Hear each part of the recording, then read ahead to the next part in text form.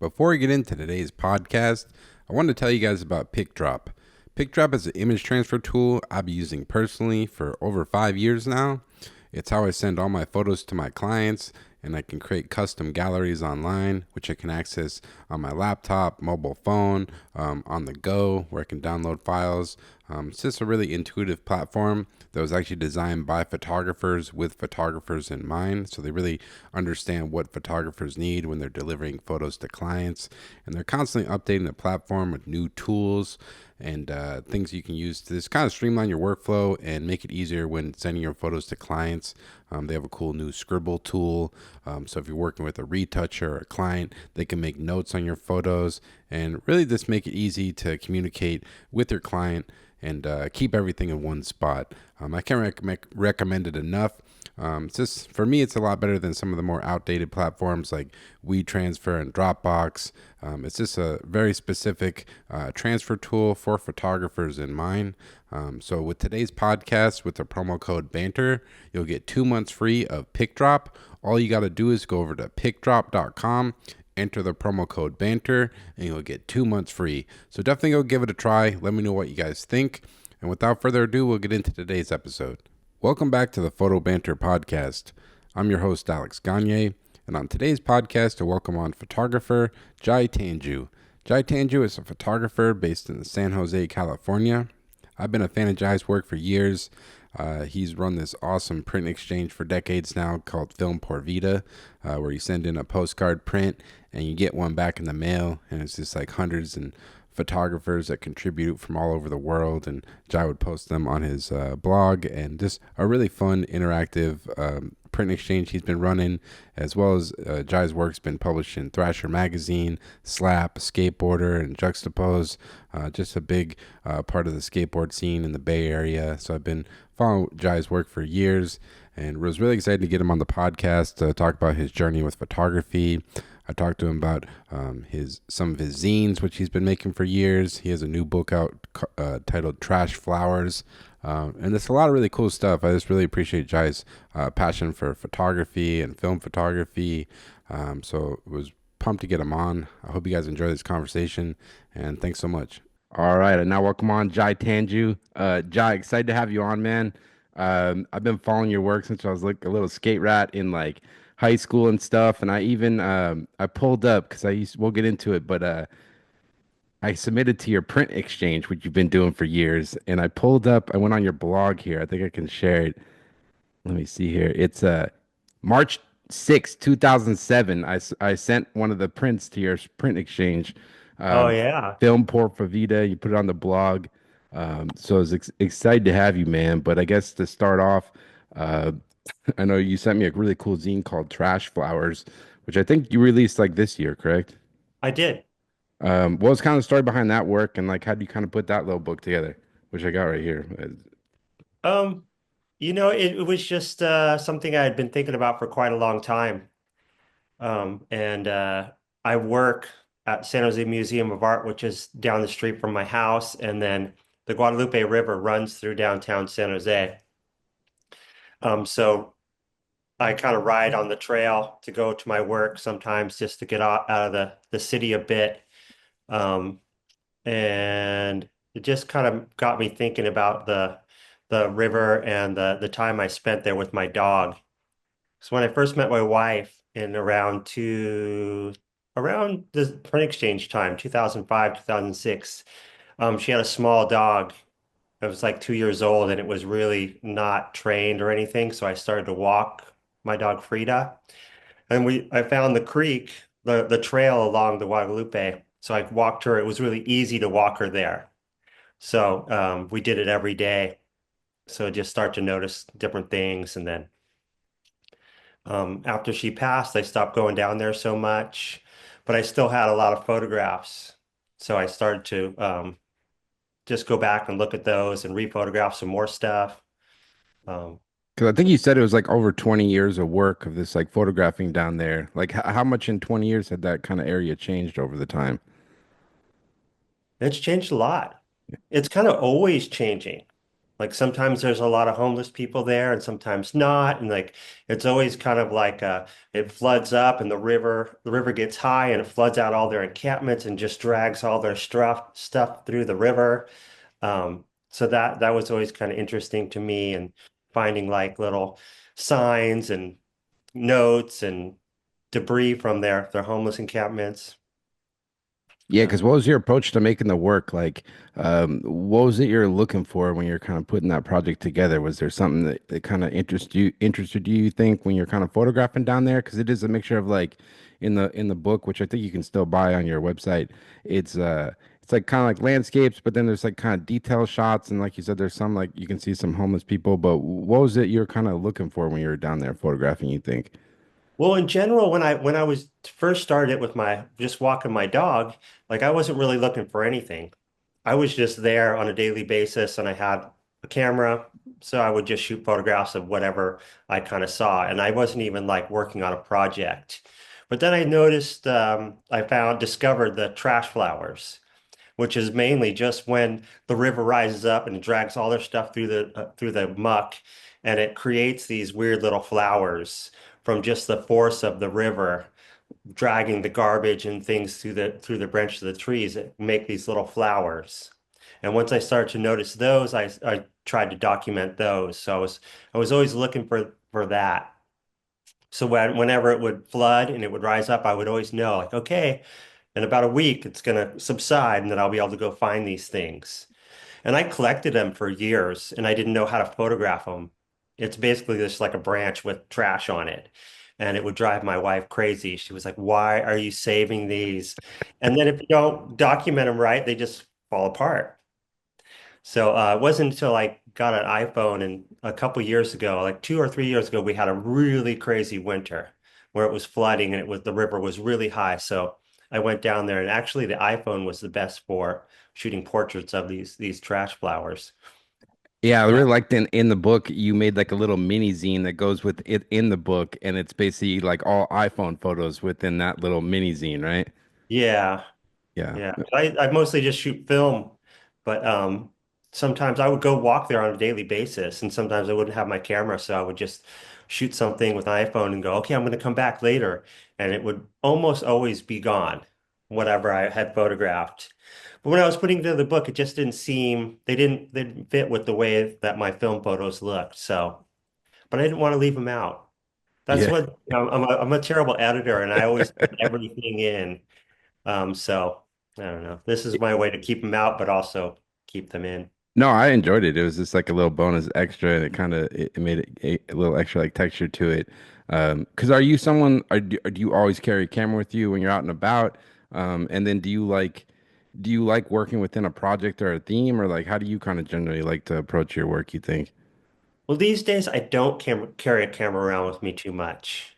I used to always have one or two or even three on me at all times, but since I have my daughter, it's become a little bit less. And then now that I work a lot more, um, I don't get a chance to do it. So I have a bunch of cameras at work. And then I have my daily breaks at 10:30 to 11. So generally I'll go out and shoot photographs during that time. And a lot of times it's working on those word contact sheets. It kind of just gets me out and to be off my phone and off my computer and get some air and do some walking. But yeah, I generally like these days I like to work in like projects, and I kind of see them and stack them up in my brain and kind of like, oh, I'm going to try this. And that's one thing with the trash flowers too, is like you get to the point where you just have to finish something. So you can stop going there and stop kind of thinking about it. So you just kind of go through and you make this book and you kind of get it out there. And now I haven't really been back there. Yeah, I think that's like the hardest thing. A lot of photographers, even me, I have projects that I still shoot, and I don't even know why I keep shooting them. Like I love it, obviously, but then at a certain point, I don't know if it's like you get really connected to the projects, and it's hard to like let it go or something like that. You know what I mean? Oh, for sure. Yeah, That's why it's always better to just make a zine or make a book or make something and just kind of like, okay. button it And then up. like this one I was shooting, years and years ago. I mean, my dog has been passed away for like 6 or so years. So I hadn't really been down there in quite a long time. And I just started to think about those photos. And I don't know if you are like this, but I'll see one photo and I'll think about a project and I'll just start to think about all the other ones that I have. I don't know where they're at. I got to go find them, but I just can see them in my mind, like, oh, there's this one, or oh, there's that one. And are you someone, do you enjoy the editing process and kind of putting it together? Like obviously it looks like for years you've been made tons of zines, little books and stuff. Is like the editing process something you kind of enjoy? Because I know some photographers hate it, some people love it. Because some people's work really kind of comes together in edit, I feel like sometimes. Yeah, I love it. Yeah. I love doing it. It's fun. It's really like the whole process for me. You go shoot the photographs and you have the ideas and then you make the zine and then you put it out or the book and you just get it out there and then kind of move on to the next thing. It really seems like how I work, or you have a show or something, um, or the work just continues on and you never finish. But And um, yeah, no, it's awesome. And one thing I was interested in asking you about, because like I said, you've done zines for years. Is there any advice you'd give to someone who's like interested in making their first zine, like anything you've learned, or like what would you tell someone who's kind of putting their first zine together, I guess? just to do it. Yeah, to get in there and to work on it and just like make something, and then each time you do it, you get a little bit better and you figure it out, and you maybe give it to another photographer friend or somebody else, and they can give you some insight into what you could have left out. I'm doing a project right now with Deadbeat Club for a zine, and it's the first time. Like I always edit and do all my own stuff in my books. And this is the first time that I came to them with some photos, and like the guy Clint Woodside is like and Alex are editing it. Hmm. So it was really weird to sit down at a table and like spread out all the photos and them just pick a bunch and leave stuff out that I wasn't ready to leave out yet. But then I was like, okay, you know, they are good editors. Like I'm gonna let them go through it and find what they want. Yeah, I think it can be beneficial sometimes because we're also attached to our own work, and sometimes you can only see so much. And when you get kind of new eyes on it, they can um, kind of shed a light on maybe a different perspective on your work that you maybe didn't even think of. Like, did you kind of have that experience at all? Oh, for sure. It was Yeah. really hard. I was really emotional about it, and I was like really kind of like, wait, no, you can't leave this one out. And then I just was like, okay, I gotta just let them do their thing, because we are attached to our work, and it is hard. Like lately, I looked at my first book with the camera from Mark, which I put out in 2007, and we're almost coming up on 20 years of that book. And I kind of want to like re-edit it and like relay it out and leave a lot of stuff out. Yeah, Um, I was gonna ask you about that book because it's a book about Mark Johnson, legendary skateboarder. For anybody who's not familiar, he gave you maybe I'm incorrect, but he gave you a Pentax film camera, and then you kind of basically shot photos with it, and that's kind of how the book came together a little bit. yeah, yeah, it's totally how it came together. Um, I was just whatever a skateboard photographer at the time. I had been probably doing it for like 10 years. And at that time in San Jose, I was one of the only photographers around. And I was just riding my bike by the mansion one day, which was where all the Enjoi guys live, like Louis Barletta and a bunch of those guys lived in this house called the Mansion. And I was just riding my bike by, and there was Mark and Louis standing in the front yard. So I stopped and was talking, shooting the shit with them. Then Mark was like, "Oh wait, I got something for you." And I was like, "Okay." He went to the trunk and opened his trunk, and he had this little camera bag with a Pentax Honeywell and a couple different lenses. He's like, "Oh, I bought it from a garage sale or a flea market or something. I never used it, so I wanted to give it to you. I just bought a Leica." And I was like, "Oh wow, okay." And then so he gave it to me, and it was really cool because until that point. I had always like had my camera for shooting skate photos, like my rig, my FE2, the fisheye, like a 105, flashes, all that stuff. And then that would go in my case. And I would pull that out when I wanted to shoot skate photos. And then I had a T4. So that was kind of everything else was this point and shoot. So when Mark gave me the camera, it had a strap on it. Like I had taken my strap off my photo camera, or I mean my skate camera, because it would get in the way. Yeah. when I was doing it. So I just took it all the way off. Um, so Mark's had a strap and I was just like, huh. And then I just like put it on and I was like, okay, this is cool. And it kind of had a different old look to the lens. And like the lens I really liked was a 55. And it was the first time I kind of was in control of my apertures. So then I would shoot, it was like shooting at 2.8 or something like that, or 1.4, I think my lens went to. And I started to shoot some portraits with that. And I was like, oh, wow, this is really cool. It was different. Um, so yeah, that was a moment in my life that kind of changed the way I was shooting. And at Yeah, this, go yeah, cause ahead. yeah, cause the thing I always enjoyed about your work, even when I was like 20 years ago when I first discovered it, is because there's like some skate photographers and they kind of only shoot skating and they do the action, but seem like your work you're always doing like creative stuff, like even like the stuff you do with the contact sheets or like portraits and stuff. Um, is that kind of the when you kind of started looking outside of the skate photos and just trying to shoot other stuff outside of the action a little bit? It was at that point. Yeah, that was when it really kind of clicked for me. But I was always on the more artsy side of the skate photography, to the detriment of my own photography at that time, because I was always trying to be a little too artsy for my own good. And when you're shooting film and you're shooting pros and stuff, like that's not really what most people want. But it was really fun, to you know be more artsy. So I was always drawn to like silhouettes and kind of like just it was always kind of more like the spot first and then the skater. I would find something like, oh, this is amazing. Like I gotta find someone to do something right here. Yeah. And they're kind of like, oh, okay, I guess I can do something there. It was never like, oh, I found this perfect handrail, like go. Yeah, it's kind of the thing I kind of got. I mean, I started off shooting skating like you, and at a certain point, I kind of got frustrated because there was almost like a formula. Like when you looked at some magazines, it was just like everyone shot three flashes, they shot fisheye, and there was like a formula to it. And if you went outside of that formula, at least for certain mags, it felt like that.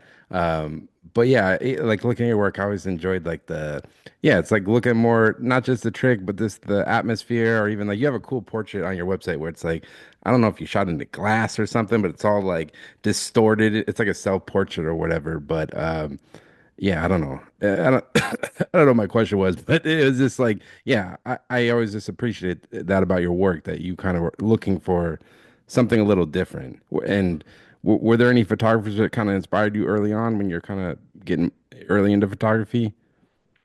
I mean, I was always just obsessed with it growing up. And even before I started shooting photos, I was always looking at the photo credits. So it was always kind of like weird to like, I don't know why I looked at them, but it was always like, oh, trick, skater, Yeah. photo, trick, skater, photo credit. And I didn't even take photos, and I have no idea why I was kind of obsessed with that. But yeah, I mean, there's so many photographers that I was inspired by, like and like Michael Ballard and just a bunch of different people. But I mean, personally, it was cool to meet, and Tobin and, you know, but personally, it was always nice to meet someone like Joe Brook. Yeah. Like he was already kind of carrying around a camera and I mean, taking portraits, and he always had a couple of cameras. So it was like kind of like, oh, wow. Um, but I was inspired by like Tobin Yellen, I think, in the beginning, which is, I think a lot of people are. What do you appreciate about his work? Because I know you just put out like a zine back like last month or so with in conjunction with Deluxe. What was it about Tobin's work that kind of inspired you think? It was actually Tobin as a person. Yeah. Because before I was like in school taking photography, at a junior college, and I was friends with like Jason Adams and Solomon Aga and these different people. So people would come to photograph them, and sometimes I would be there, and sometimes I wouldn't. But it was one time I went to go meet up with Jason, and he was like, "Oh, I'm shooting photos with Tobin Yellen today," and I was like, "Wow, okay, cool." And we went there, and he was like laying on the ground. And they were shooting this photo, and then he got up, and it was just like how he interacted with me, and he's just super cool and kind of like, um, just he was having a good time, and it kind of just made me feel like, oh, I can do this. I think I can do this too. It wasn't such a serious thing. And then a couple months later, you see the photograph in a magazine, you're kind of like, oh shit, okay, that's really cool. Yeah, because when did you kind of decide you wanted to pursue photography as kind of a career path? I think it was like in the late 90s or no, like early, maybe like 93 or something like that. Something, I don't know. I was taking like classes at school and then I quit that and I ended up moving downtown with Jason Adams and Tim Brosh and his girlfriend Karina at the time. And then so I was just living in an apartment. I had a little job and then I think I just started shooting photos of them and trying it out. And then I just happened to be at the right place at the right time because they needed photographs for like ads, for like SMA or for like Creature or different things. And the guy, Lance Delgart, who had lived in San Jose and was pretty like prolific photographer, had moved away. So it was like there was nobody else around. So I just kind of was starting to do it and getting inspired by different people. And I was just kind of lucky. Yeah. I've always been lucky to be at the right place at the right time. It seems like San Jose has always just had a strong skate community. Like, I mean, I grew up like watching the Tiltmode videos, which is later on, but like San Jose has always just been had like a pretty strong skate scene out there. Oh yeah, man, it's crazy. Um, A and lot of hit. yeah, and before this interview, I reached out to our mutual friend Matt Sharkey. I was like asking him about what I should ask you, Yeah. and he mentioned something about a group called it was a BMC, which was like a Oh, skate clique. What was that about? that was drinking. Oh, is that what it was? It was called, what was it? Yeah. BMC stands for what? Beautiful Men's Club. Is it Men's Club? Yeah. Yeah. So we moved downtown. We just started to go to the clubs and to the bars and stuff like that.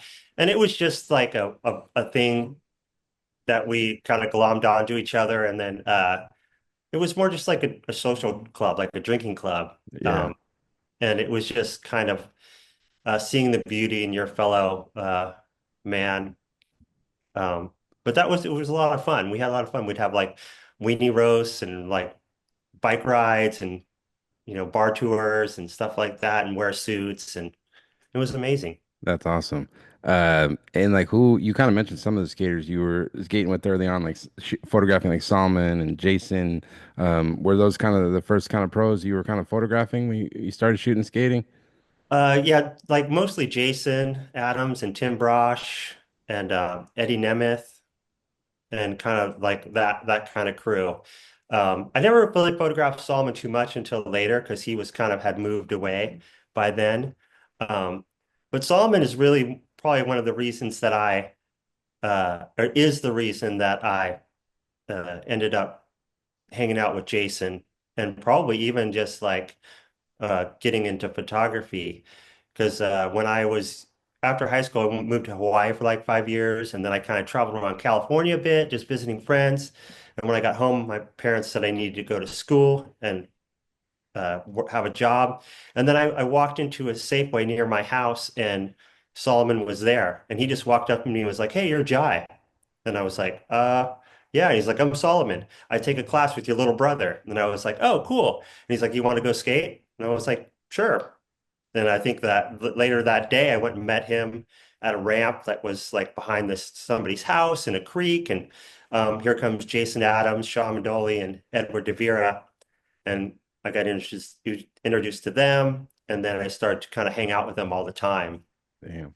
I've had a lot of these weird little moments where it kind of guided the way that I was going. You know what I mean? So if I wouldn't have met Solomon in that store, I don't know where I would probably be. That's amazing. Just legendary skater and great pizza maker too. If you're in LA, go to Pizza Nista. It's Oh, for incredible. sure.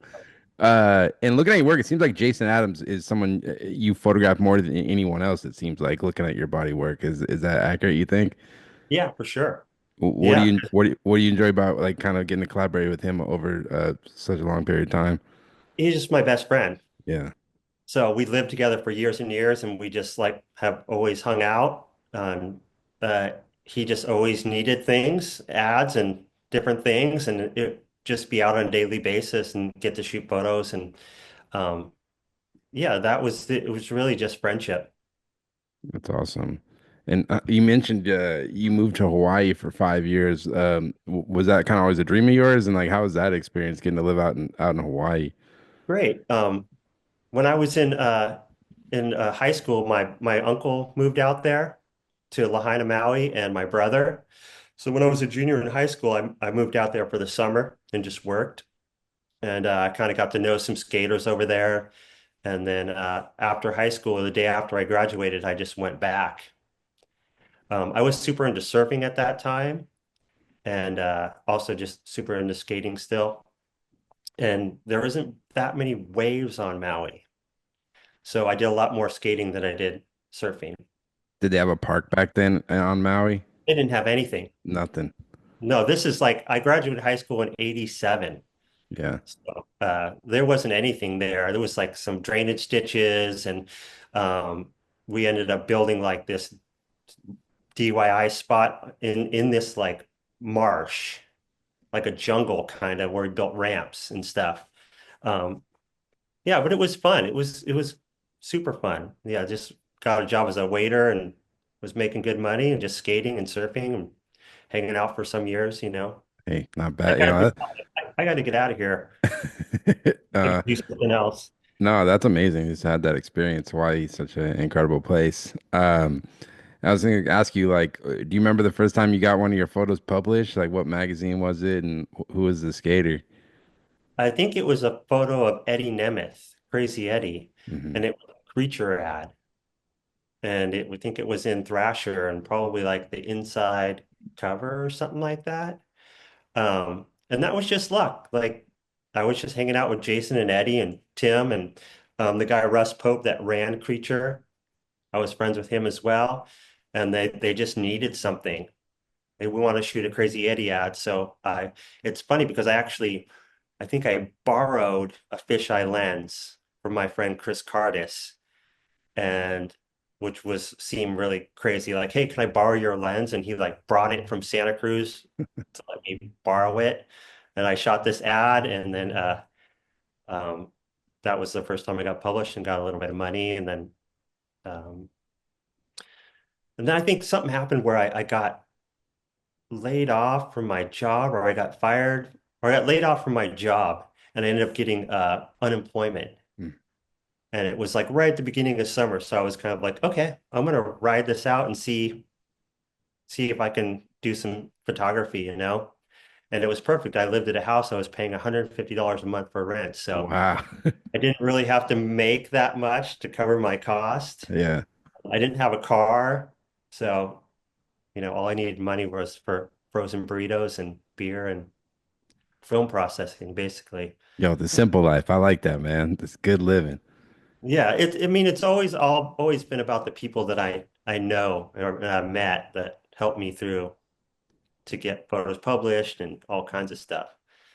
Because were you like submitting photos to magazines? Like, how did it work back then? Like, if you were shooting photos with your friends, would you like kind of submit them to Slap or Thrasher? Like, how did the kind of process work back then? Yeah, I was submitting photographs and it was crazy because I would like just put them in an envelope and send them to Transworld, you know what I mean? Just like a negative sheet with like 10 photos on it or something and just put it in there and send it through the mail and just hope like, okay, I hope something happens. And with people like I submitted to Slap and they were really the first ones that really kind of got what I was doing. Mark Whiteley and Lance Dawes and Joe Brook. But I could actually just go there to high speed and show up and like hand them something. And that was really cool because I got into like writing articles. I figured out if I went on a trip and I wrote a little article, I could get more photos used than just sending them in. I could be more creative and kind of like come up with a story or whatever. So Do you remember the first skate trip you did that with, where you kind of shooting the photos and writing? yeah, I went down to San Diego with Jason Adams and we stayed with Darren Neverett, who was on Creature as well. And we kind of just hung out in San Diego. And I think we were driving down there and we started talking about San Diego and talking about the donger, like That legend. Cancun or whatever. Yeah. We're like, man, what if we could find him? We're like, oh, we got to search for him. So the story was about the search for donger. And we did see him, and we actually took a photo of him, and it was really cool. But yeah, it was like I got like maybe like a little 6-page spread out of it, and that's what kind of sparked me like, oh, okay, this works, you know. Shoot an interview or shoot story or a trip or whatever. And I What think I kept going to where I am now. Like I always loved just going on a trip somewhere and then just making something out of that body of work. mm. You're not looking too far. All the photos are fresh. They're right in your folder, you know what I mean? Or you're on your desk. Um, it's easier that way. And when you're like on the trip, do you feel like pressure? Like I need to get this to put the article together, or are you more just kind of enjoying the time and when you get back you put it together? Not at that time. Yeah. Not at that time. It was more just shooting and having fun and fooling around with my camera. Later on, when I worked at Skateboarder and did some other things, then it was a little bit more pressure that I felt I needed to get certain things. Or, I mean, you're shooting with someone like Mark Johnson or somebody really big, and you're kind of like, okay, like I can't mess this up. Then Yeah. it Yeah. became more stressful. How did you start working with Skateboarder magazine? Because were you on staff, or they would just kind of send work your kind of way, or how did that work? I was on staff. You know what? I met Michael Ballard used to come to San Jose during the Supernaut times, and he was working for Transworld and Big Brother, and he would come to San Jose to photograph Paul Sharp and some other people that lived here, and he kind of helped me out just by giving me film and just like kind of looking at my photos and telling me like, oh, your flashes are too hot, they're too close, back them up, like he'd give me little advice here and there. And then he had went and was the photo editor at Skateboarder. So he was needing to build a team of other photographers to help him out. And we were just friends. So he came and he gave me a job, and it was really cool, like to get a job, even though think I was making like $500 a month. It Mm. was awesome because that kind of paid for my bills. And then I got free film, and then we got to do some trips. But it was interesting because he came and he was like, "Hey, I need to talk to you." And he's like, "Okay." And of course, we just go to the bar. Like, "Oh, I need to have talk to you." So we go to the bar and we're like having drinks. And he was telling me that he's going to work at Skateboarder and that he wanted me to work for him. He wanted to give me a job. And it was like really cool. And then he was like, "Do you have any ideas?" And I was like, "Actually, I've been thinking about this one with these silhouettes and maybe having a controlled environment and shooting these silhouettes." And he's like, "Oh, well, what if we did it in red?" And I was like, "Oh, yeah, that sounds cool." And he was really good at facilitating photo shoots and stuff. So within a couple of weeks, I was down in LA hanging out with him, and we were shooting the style article, which was those big red silhouettes. I don't know if you ever seen that I don't, article. I don't think so. I'll have to look it up. Yeah, it was called the style article, and basically we just set up these giant red backgrounds and just shot silhouettes of skaters doing different tricks. Who were some of the skaters you shot for that? Like Paul Sharp, Matt Hensley, Eric Costin, Colin McKay, I think Kane Gale. Um, I can't remember who.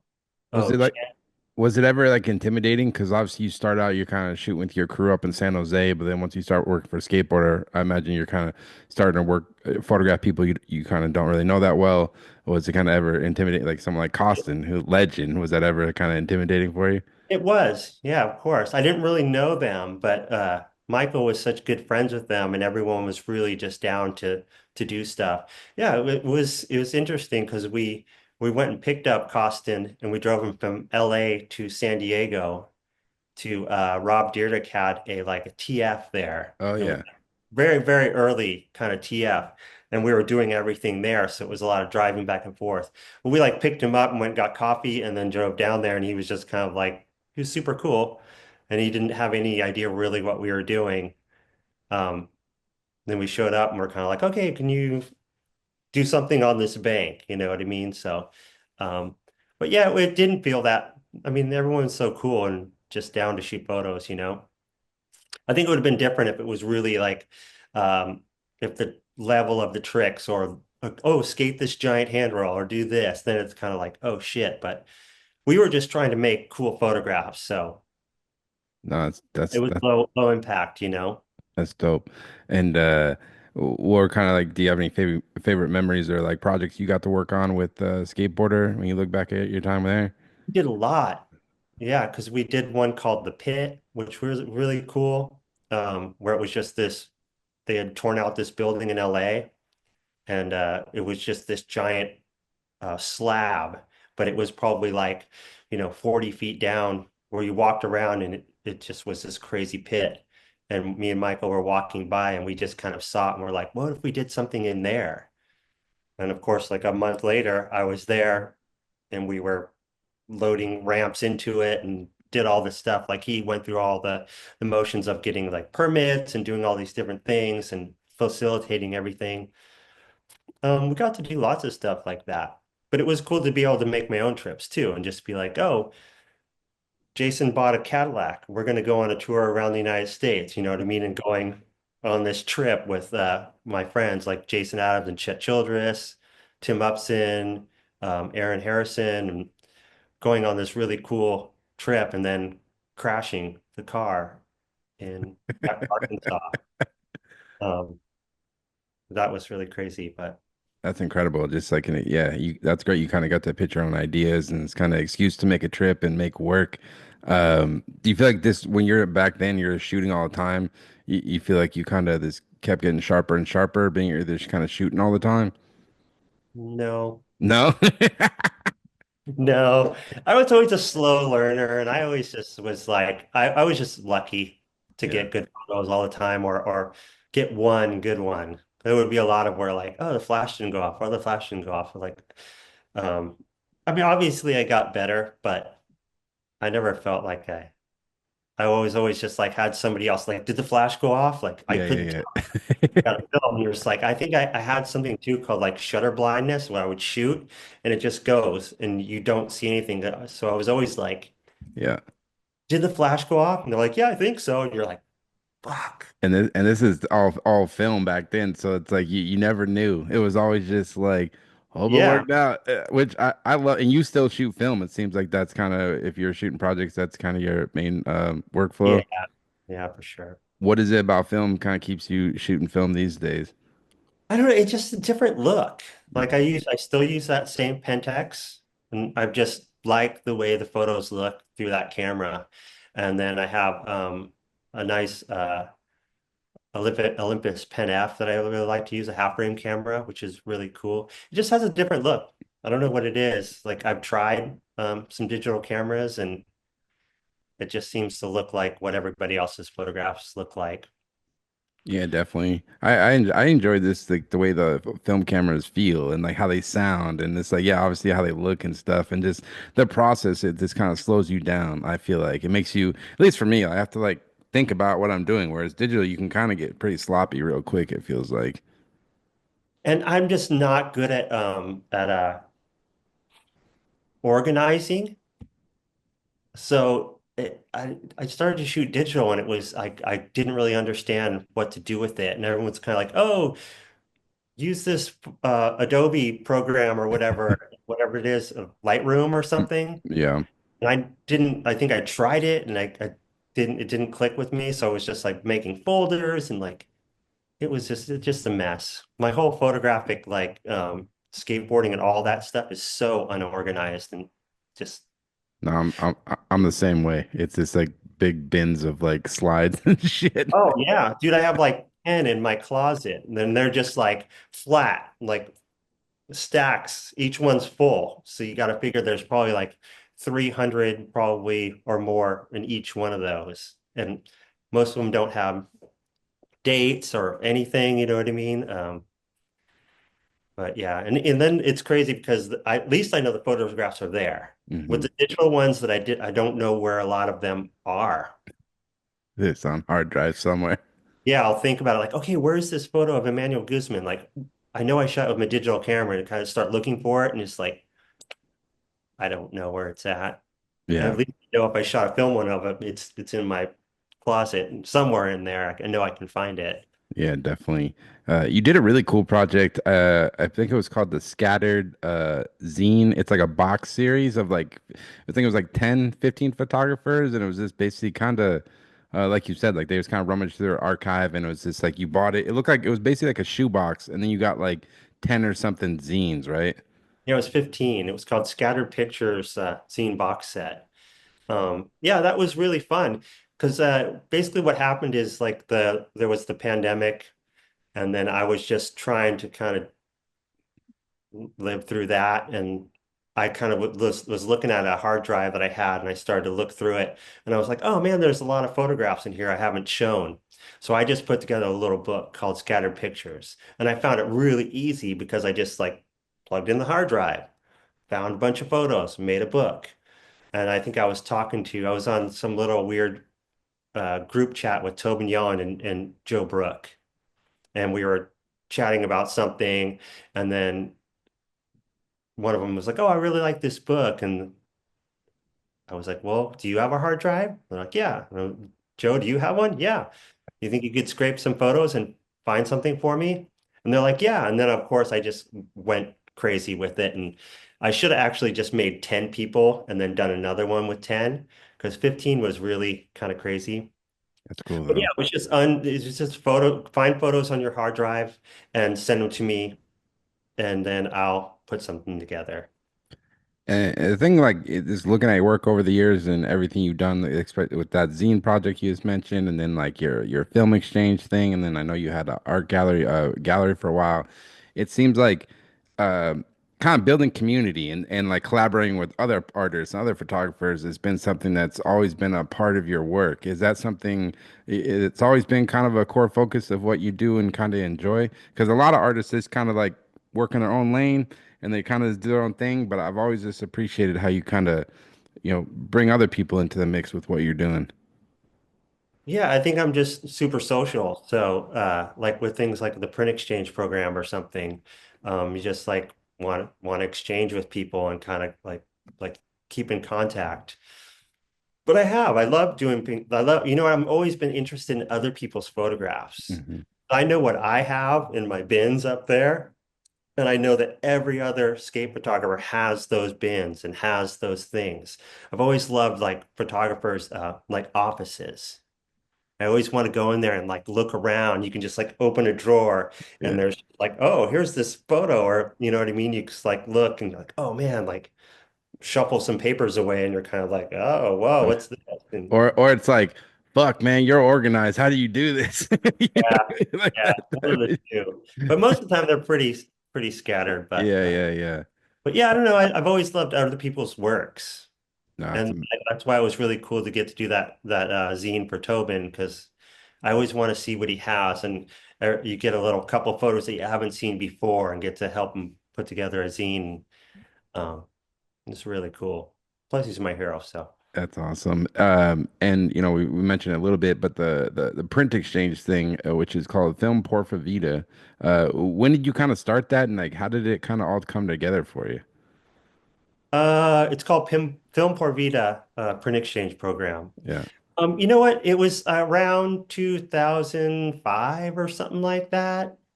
2003, I'm not sure. Somebody let me borrow a video, a little documentary called How to Draw a Bunny, which is about an artist from New York in the 60s named Ray Johnson.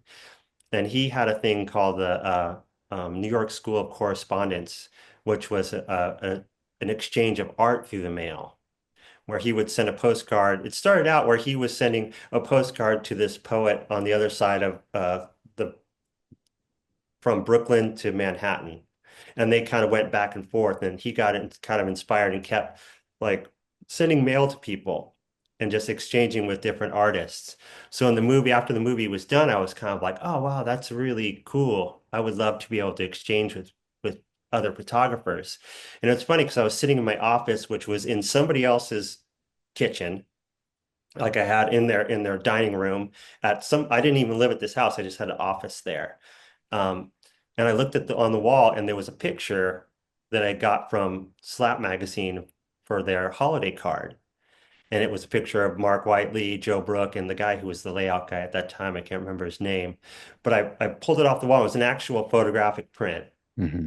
And on the other side, it said, Merry Christmas, Slap from Slap. And Joe, you know what I mean? So I was just kind of looked at it and I was like, oh. And then I kind of found some other photographs that I already got from Joe. Joe was kind of doing it before. He wasn't looking to exchange. He was just sending photographs. So then right away I was kind of like, oh, okay, I can exchange with Joe. And that's where the name, the print exchange program came across because I wanted people to know that I wanted an exchange. So from the very beginning, I just wrote a print exchange program, and people like Joe got it right away. Like, oh, okay. Like here, he'd send one right away. So I just started to send things to all kinds of people that I knew, whoever I could get their address, and very quickly, like I started to, get a lot of people going on it. Yeah, because this is like pre-social media. I think it was like right when blogs were like a big thing. Because I feel like I don't know if you had already started your blog already, or I forget. Yeah, because I sent mine in 2007. But yeah, how are you kind of spreading the word initially? Initially, it was like MySpace. Yeah, First, I was just like I would just get addresses and send it to people. And then I put something on MySpace and was just kind of like, oh, does anybody want to exchange photography through the mail? And right away I got a few people kind of like, hey, like Samuel Milianta. And like people just were like, yeah, I want to do it. And I kind of I started the blog and then I would start to post on the blog and then I would put that on MySpace and then people would see it. And then once I started the blog, then it got to be a lot more. yeah. Yeah, Yeah. I loved looking at it because I would go on the blog when I was in college and it was kind of like this like photography community and you kind of got like a perspective of like people all around the world because it wasn't just the US. I think you got stuff from all over, right? Yeah. Yeah. Yeah. It was crazy. I mean, it got going and then I would get, 10 to 15 things a day sometimes. And at that time, I was really prolific about putting the stuff on the blog. And then every night I was like doing mail. You know what I mean? I had been shooting photographs for so long at that point that I had just boxes of just 4x6 photos. Yeah. Not really skate photos, but all the other photos I shot with my T4. So I would just rummage through the box and kind of look at what they sent me and then kind of just like, oh, this kind of fits, and I would send it to them. But it was cool. It was really fun thing to do. So the And I made logistic the so many friends from it. yeah, and like the logistics of it. So like when I sent you something and you send me something back, were you having to put your postage on it every time? So you must have been like burning through stamps, like the amount of stuff people were sending you, right? Yeah, for sure. Yeah. But That's I mean, it was something that I thought was worthwhile. I thought it was worth that money to spend. I mean, once I found postcard stamps, that was a lot easier too, because they're a little bit cheaper. hmm And I mean, I don't even remember what I was paying then. Yep. Uh, they must have been a lot cheaper around No, that time. But it didn't seem like too much to spend on it. Could no, buy a sheet. it was great. Like, what do you think you enjoyed about doing it most? Do you think? Just the friendship. Yeah. I'm friends with so many people, and just from the print exchange, and then just later on getting to do the print exchange shows. That was really cool, where I got to I did a traveled all over the world showing the print exchange show, Yeah, I saw which you did one in Croatia. that one I didn't go to. Okay. But one of the print exchange guys from San Francisco was going over there to be part of this kind of photography festival. So I sent everything there and he set it up. But I did get to go to like Norway, Tokyo. Uh, Wow. the first one was in New York City, San Francisco, Chicago. Um, there was a bunch of them. How did that kind of come together? Were you pitching galleries like, hey, I have this project I'd like to exhibit it, or like how would those kind of come about? Well, it just came out. The first one was there's this photographer, Angela Boatwright Yep, legend. from New York. Yep. And she was curating some shows at this little gallery inside this bar in Manhattan. Um, and she invited me to come and do it. So I was just like, just jumped at the chance and then just had to go through and figure out how I was going to do it and like how I wanted it to be displayed. And I thought it was so important that people be able to see not just the photo, but the back of it as well. Because I always found that really interesting, what people wrote or what they drew, like what their address, where they lived, the stamps.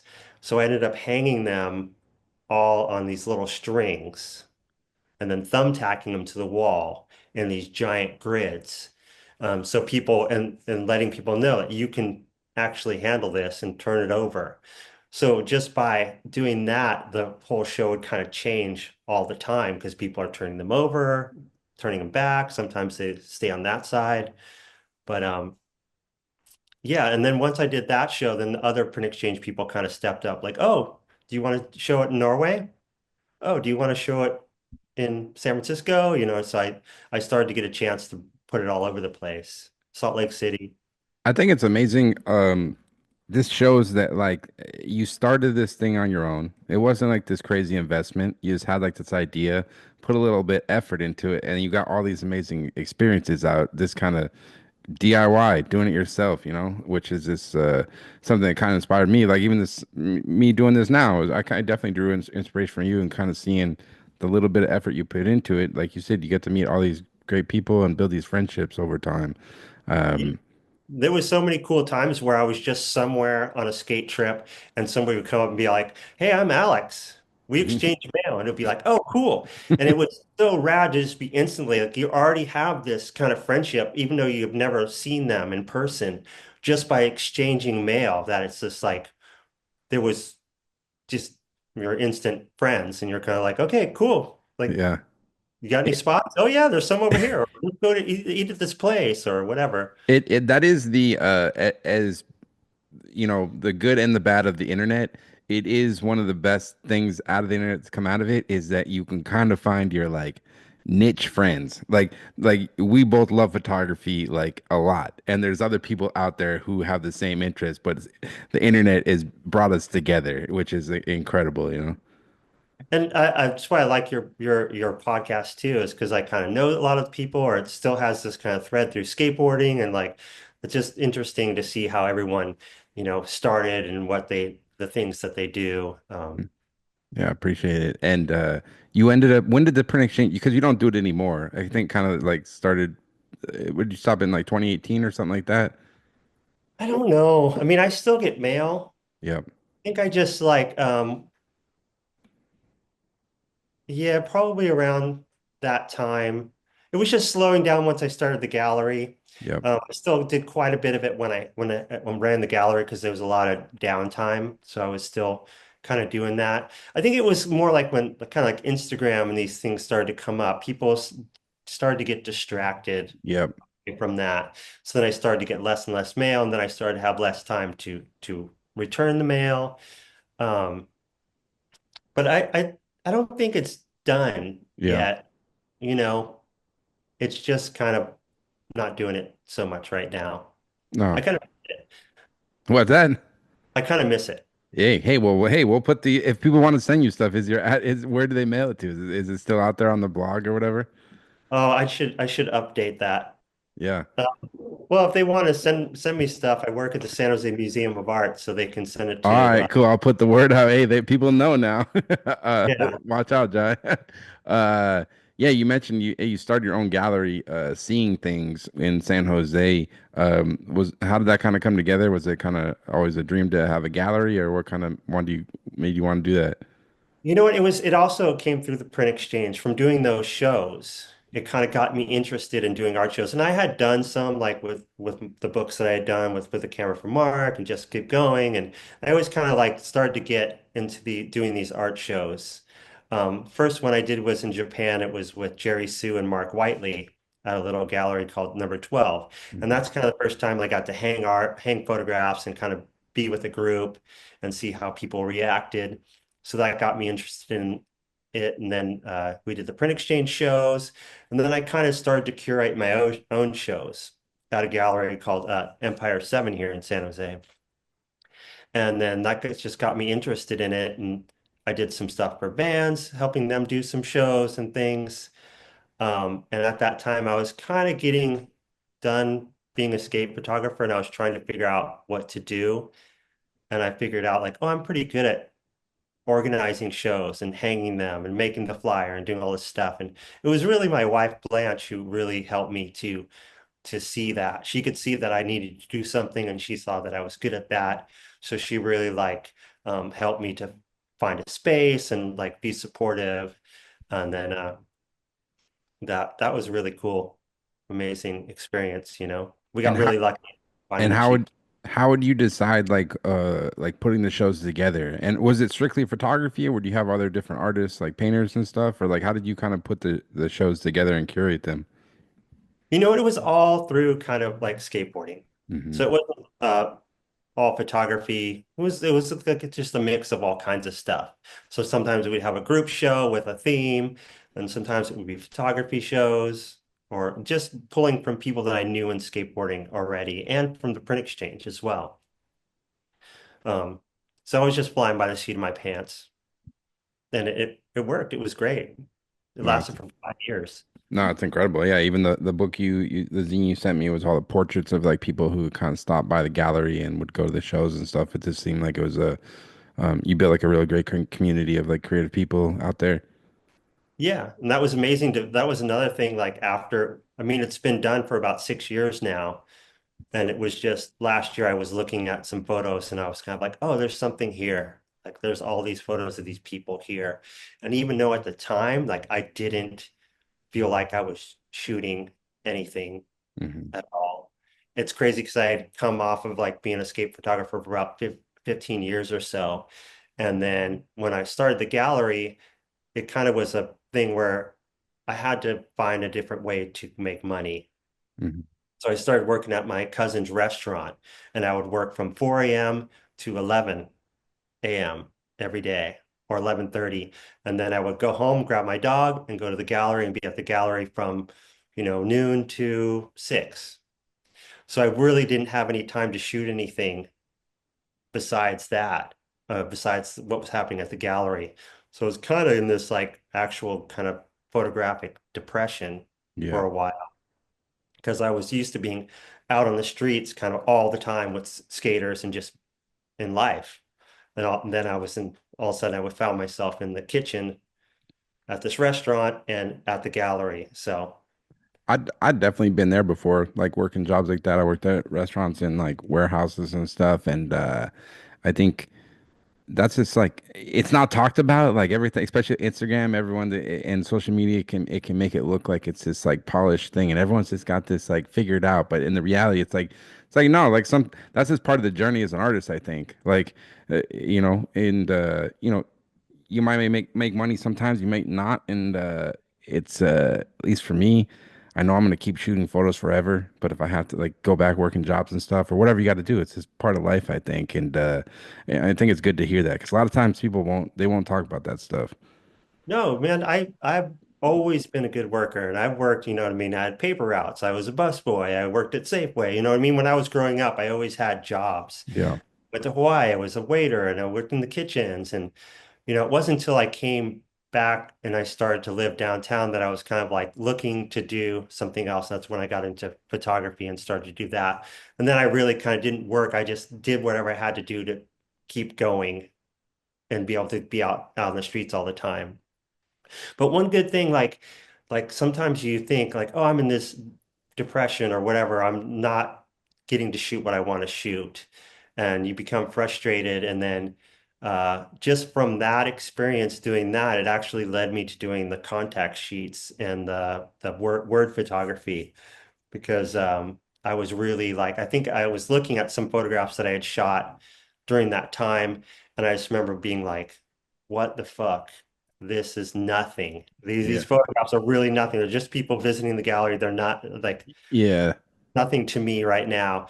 And I just remember thinking about that and being like, this says nothing. This these aren't talking to anybody. Hmm. Um, and that's what got me kind of thinking about the contact sheets and saying something with my photography and being able to like write things out. And at the same time, I was in the kitchen by myself for the first 4 hours or 5 hours of the day. And I was getting to listen to whatever music I wanted to. And I'm not somebody who's ever been on the forefront of new music. So, of course, I'm listening to, the Minutemen, Fugazi, just these bands I've been listening to for forever. Yeah. One thing that struck me is like, especially with like Fugazi and the Minutemen, was the things that they were saying were so crazy and so relevant, even though some of the songs were 20 or 30 years old. Um, they were really relevant. So then I kind of globbed on to like trying to take song lyrics and use those to make the contact sheets and um, help me to learn how to like put them together and sort it all out in my mind. And I still do that. No, it's incredible to hear because like you're saying, like especially with nowadays with the social media and stuff, I think this idea that you're just going to be constantly churning out like inspiring work all the time, it just doesn't work like that.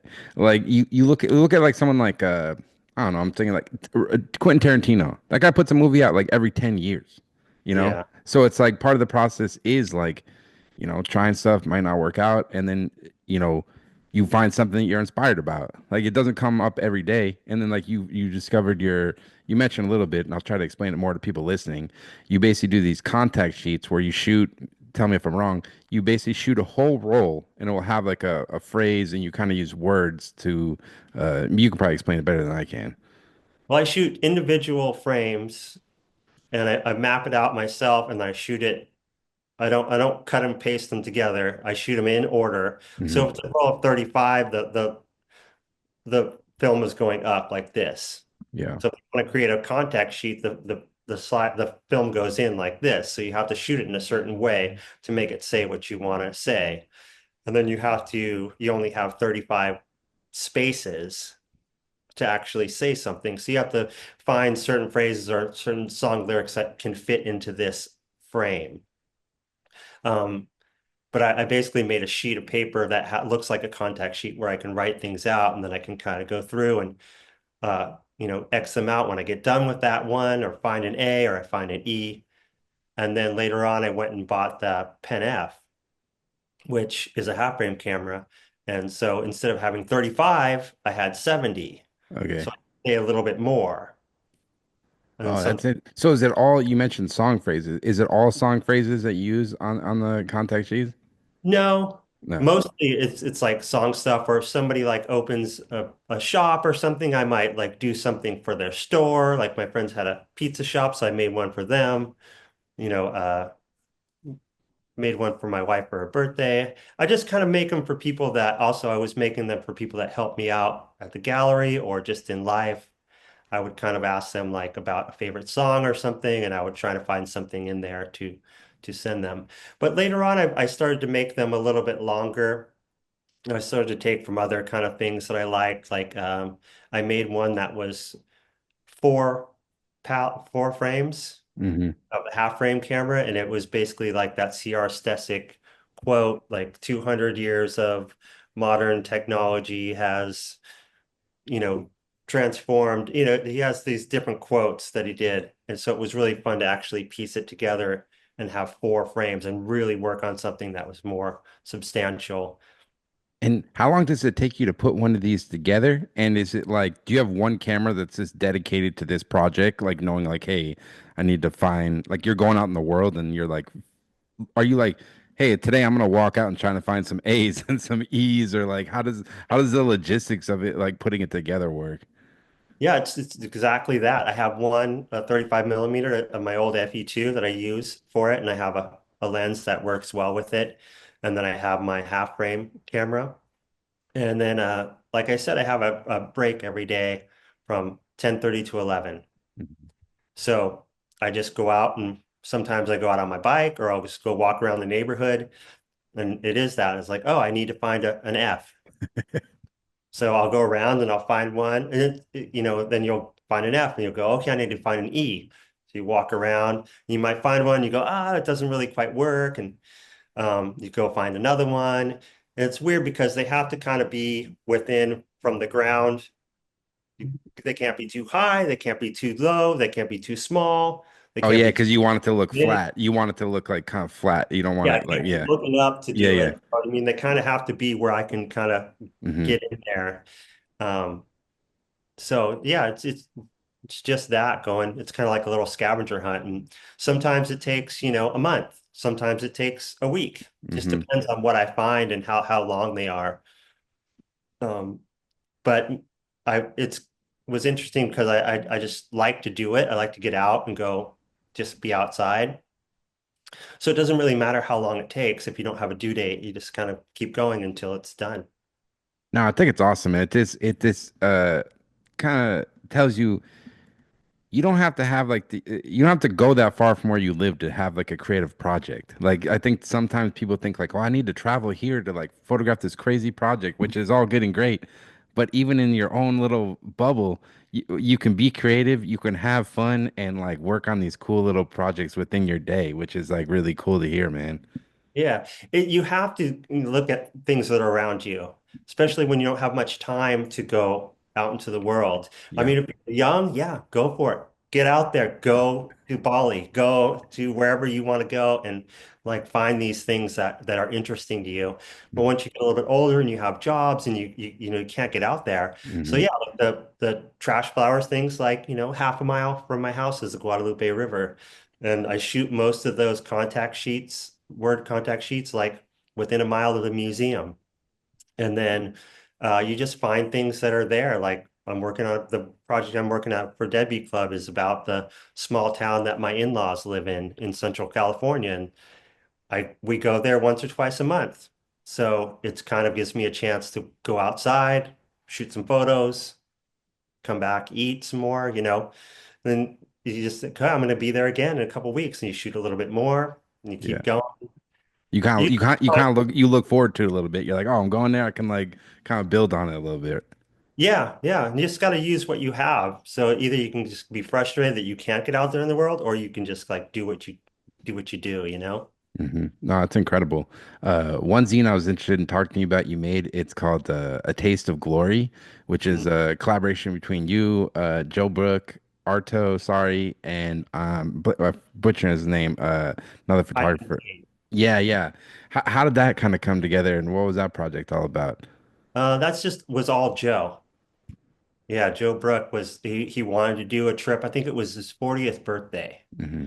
And his wife was like, "Hey, it's your 40th. What are we gonna do? Let's have a big party." And Joe was just like, "I don't want to do that." And she's like, "What?" And he's like, "I want to go on a trip, a Big Blue, and a bunch of photographer friends, and go to Monument Valley." And she was like, "Okay." So he like put out the word to all these different photographers and friends of his, like, "Hey, I'm going. We have this many places in the van." And I was like, yeah, I want to go. Let's do this. But not really anybody else did besides Arto. Yeah. It was interesting because their birthdays, I think, are on the same day or something, or it Oh was shit. Yeah. something where they were like really close. So it ended up being Joe came pick me up from San Francisco to San Jose, and then we drove to LA and picked up Arto, and then we started to drive out to Arizona, and Kai drove out on his motorcycle. So which is like Arto's like, "Hey, my friend Kai's gonna come meet us. He's gonna meet us at this gas station over here." So we get to the gas station. There's this little guy on this big Harley, like, "Brrr." That was just another cool element to it. And then it was just really fun because it's a bunch of like photo nerds in the car, and there's no skating to shoot. So it was just us shooting kind of what was happening and each other. Um, And I think the first night we stayed, Jeff Rowley has like a piece of property out there in New Mexico, or um, we stayed there and it was like really run down. And we drove all the way out to Monument Valley and we stayed there and it was really fun. It was super cool. And did you know, like going into it, you guys were gonna make a zine together, or that this kind of come together afterwards? It just came together afterwards. It was Yeah. kind of like that thing that I said, like I'm always like looking to use something that's right in front of me. And all of a sudden it was like, okay, I came home and I got all my film developed. And I was like, okay, this is cool. Oh, what do you have? Oh, I have this. What do you have? And got all the photos together. And then I just went to town. And I don't even think they really knew. They were just like, oh, you're gonna make something? Okay, here you go. And all of a sudden I was like, all right, here it is. And Yeah. they were stoked. So No, I really enjoyed it because, like, as you know, the older you get, like having time with like friends and like even like trying to get them to like get friends together and take a trip, like it just doesn't happen. So this, you could tell from the photos that like you guys were like camping and like and stuff like that. This seemed like a really fun time to like just take pictures with your friends. Oh, it was amazing. And Joe's been trying to set up another trip like that for since we left. Since Uh, we've done with that one, he's always like, when are we going to do it again? I was like, I don't know. Let's do it. yo, just say the word, man. Let me in. I want to go. He's trying to get Arto to go again. And Arto wants, he's like, it's got to have something to do with surfing. And we're kind of like, I don't know. Like, I don't, I'll text them. What and we kind of skipped over it, but like you mentioned Joe Brook and Mark Whiteley, but like, what do you think made Slap Magazine so special? Because that was the first magazine I ever got a subscription to. I think it's how I discovered your work and obviously Joe's and a lot of other great photographers. But it was just such a special magazine that I know like a lot of people really enjoyed. But like, what do you think Slap made it so special? And what do you kind of remember about your time getting to work with all those guys? I think it was just had so much heart. Mm, And the way they approached it was more just like an art project, I think. mm, But yeah, I think people did just love it. It just had so much heart, and it was so much more like just like a skater's magazine. I think anybody could associate with it, and they just had such a cool artsy vibe. Like um, it's something. Well, now with like Closer and with 2001, I think those are more closer to that. It's really good to see the more artsy photographs in 2001, and then like the articles Jamie's doing in Closer. But it kind of seems more like that, where it's more like community, and then it has a lot to do with Mark Whiteley and Joe Brook. mm. Lance Dawes is the one who started, and it has so much to do with him. But I think that Mark and Joe were so cool and so awesome in uh, making people part of what they were doing and being just really like supportive, that people just glommed onto it, you know? So if people went on a trip with Joe or Mark, they would just be so stoked and they'd see what happened. And then it just was kind of this snowball of just stoked. People were just loved it. Yeah, I think it is for me as like a young photographer looking at that magazine. They were always just you guys were always just trying different stuff. Like I remember one that stuck out to me was they did a whole article about like color infrared slide film, which it Yeah. makes it look all crazy like neon shit and everyone shot like cool skate photos with that or be like this guy shooting different camera formats and this different stuff and it just kind of opened my eyes not even just skate wise but more just creatively as photographers seeing how the photographers approach their work in that magazine. Yeah, it was always fun because they were like, "Oh, we're doing a toy camera article. What do you got?" And I was like, "Oh, I play with these cameras. I got a couple things, you know." And yeah, we're having a black and white, or we're doing infrared. And it was always cool. Like, and I think I just like got along with those guys so well, and I also could just go there and hang out with them and talk to them, go to the office and like show them what I had, and they were always interested in working with me. So that was really cool. That's cool, Like man. the whole thing was Mark and Joe. Yeah, legend Joe Brook, Mark Whiteley. I had to ask about San Jose. Obviously, legendary skate scene. I remember being a young skater. Tiltmode Army, Man Down, which I think came out in like 2001, and you Yeah. were kind of around that time period and got to photograph all these like amazing skaters like Caswell Berry and like all so many more like Mark Johnson and stuff.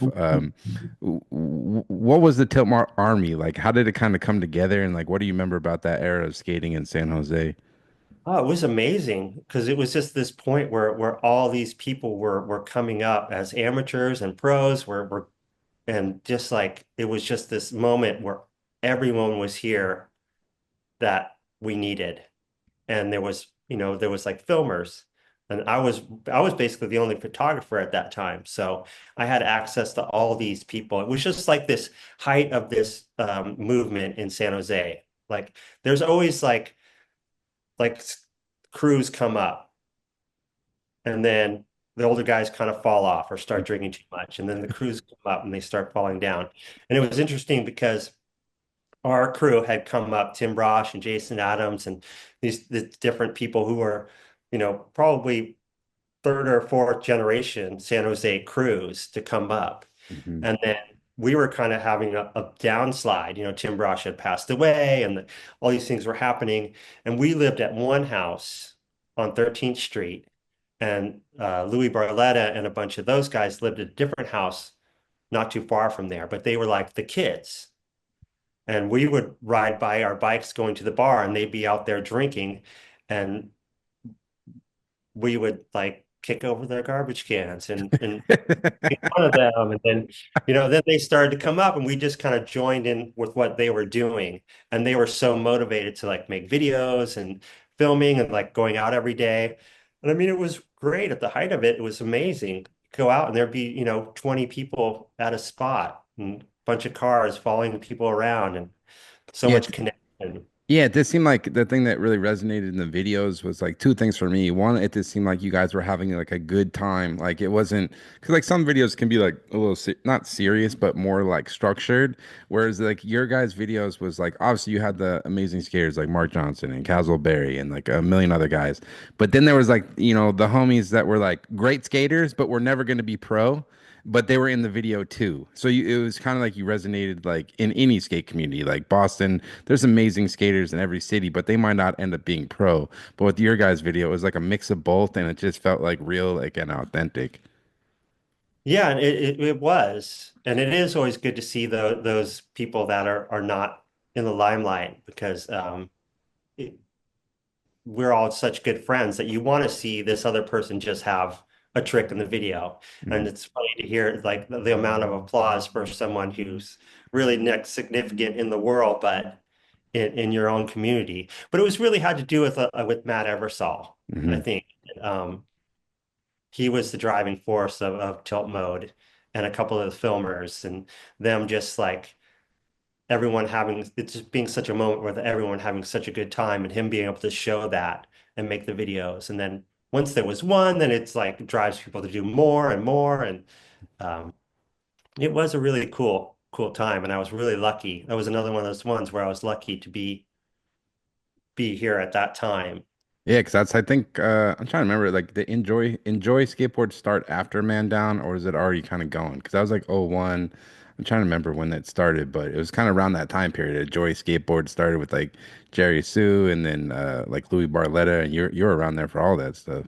Yeah, for sure. I ended up living at that house, the mansion in the basement with Matt Eversole. He was my roommate. Hmm. So like they were kind of doing it and I was just there. And I never was so much of an organizer of like photo sessions and stuff, but I would just call them or go, oh, what's going on today? And I would go out with them and just shoot what was happening. Uh, but yeah, it was more, they were the driving force of it. And once they came up with the idea, then it was just this spiral effect of just like people getting stoked. And then they wanted to do more. They wanted to have a party and, crash the car out of the front of the stairs or, you know what I mean? They just kind of like, oh, well, let's do this or let's do that. And then we had people like Jesse Erickson making little skits and doing different things, which, was all inspired by other things that came before us. But yeah, it Yeah. was our own little twist at that time. I love the guy. I think in Man Down, he dressed up as like a robot or something. It was like, or he had like some costume shit on or something. It was incredible. Yeah, Um, they would just be like, "Oh, we're having a party," and then film yeah, it. It was nothing was planned out, but it just was epic. yeah.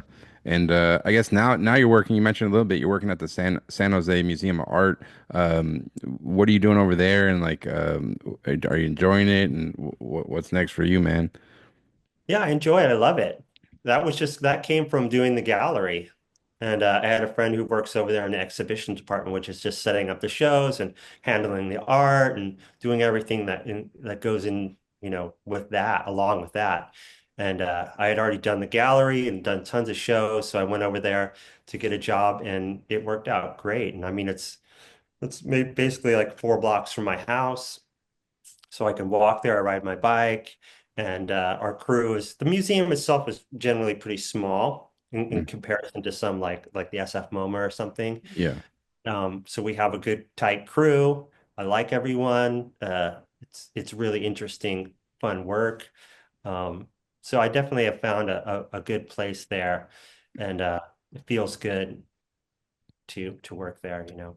Yeah, it's so dope, man. This kind of hearing everything you've done over the course of your career and like everything you've done with between like skate photography and all the zines and the gallery and now you're doing that. It's like this listener to it seems like if you stay in the game and like keep doing it, like it's amazing you've been able to make a career and life out of art and be around it, you know?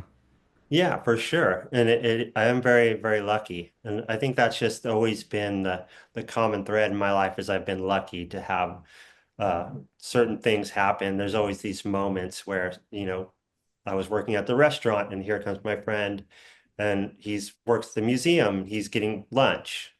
And I'm serving him and I'm talking to him about his job. And it's kind of like, he's like, oh, we're hiring for the next exhibition. And I was kind of like, oh, okay. It's just, then I went over there and did it.